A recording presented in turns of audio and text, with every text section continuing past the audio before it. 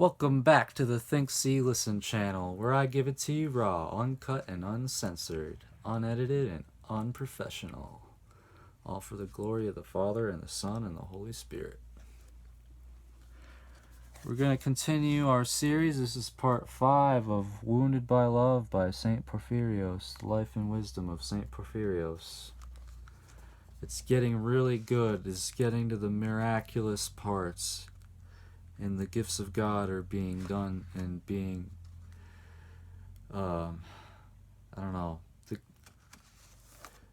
becoming stronger and being used more and more through Saint Porphyrios.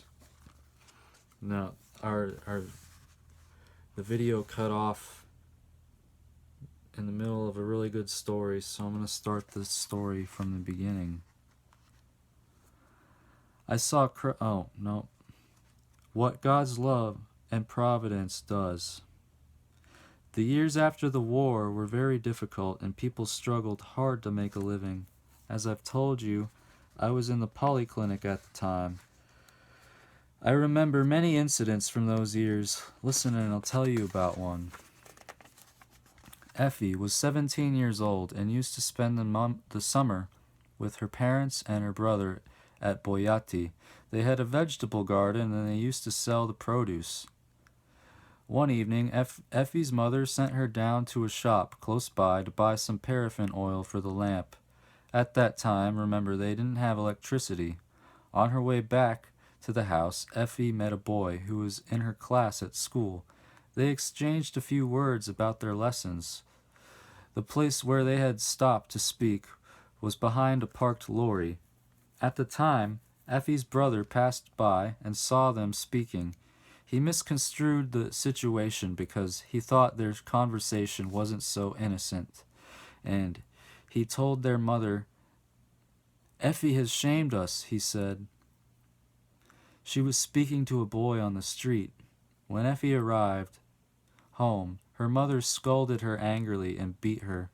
Moral principles were very strict at that time. Effie was deeply mortified. She was aggrieved and indignant at the injustice and her brother's suspicion. The next day her father, who had been away from home, returned. He treated her differently, with understanding and kindness. "I don't believe all that," he told her. "Come on, let's go and water the vegetable garden.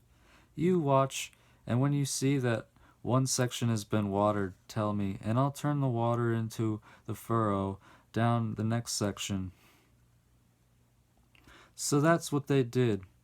Effie, however, had not slept at all the previous night. Her distress and the injustice were choking her. She was in despair and decided to put an end to her life. And as she set out for the vegetable garden with her father, she made up a plan. She would take some weed killer, and in the evening, when they were finished with the watering, she would drink it secretly and die. She thought to herself, "Then I'll see, will they love me?" So she took the weed killer and put it in her pocket and waited for the night to fall to drink it. The difficult moment was not long in coming. Her father, suspecting nothing, said to her, "Go down to the bottom of the garden and turn off the water."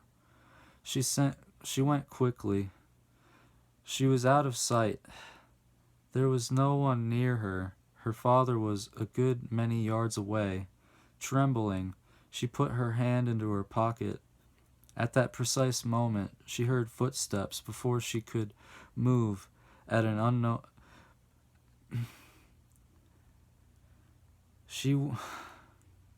Let me back up again. Sorry.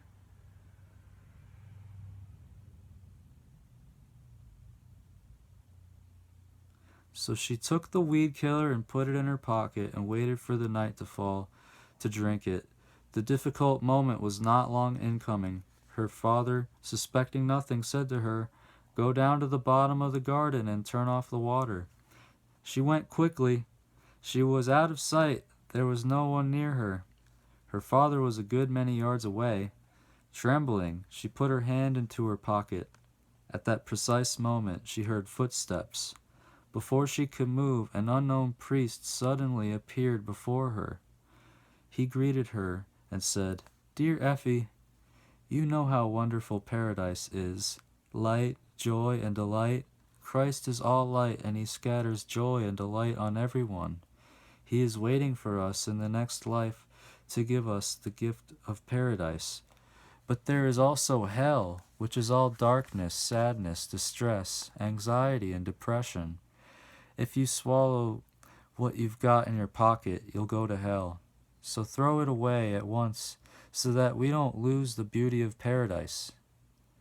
Effie was lost for words to begin with, but after a little while she said to the priest, after she had unconsciously thrown away the poison, "Wait, and I'll call my father to see you." She ran up the garden. She was lost from sight as she ran through the high maize stalks to find her father. She found him and said to him, "Father, come quickly and see a priest who has come to the bottom of our garden." When they arrived at the place where they expected to find the priest waiting, there was no one there. For a long time, Effie was unable to explain all that had happened that evening. She couldn't explain the disappearance of the priest. She wanted to find him again because he had saved her life. In the meantime, every winter, the whole family went to stay in Athens. Effie frequently visited her godmother, who was a very devout woman, and she would stay with her for long periods. Her godmother often used to entertain priests, monks, and theologians in her house. Once when Effie went to see her godmother, she learned that there was a visitor in the lounge. Effie didn't know who it was. Her godmother came into the kitchen at one point and said to her, "Effie, my dear, prepare a sweet meat and a cup of coffee and bring it into the lounge for our visitor." Effie prepared everything. She took a little time, however, and just as she was carrying it through, her godmother appeared again and said to her, "No, not on that tray. Use the silver tray, because it's an important visitor."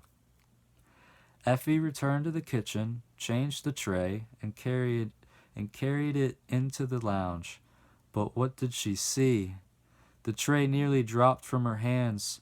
She saw before her the priest who had appeared to her on that difficult evening in their vegetable garden. "I'm Father Porphyrios," I said to her with a smile. And so we got to know each other, and ever since we have developed a great friendship. Effie got married and had lots of children. God gave her his blessing. You see the means God can employ when he wants to save a person? What a cool story. Got little Holy Spirit drops spoiling out of my little eyes a little bit here. Oh, so beautiful.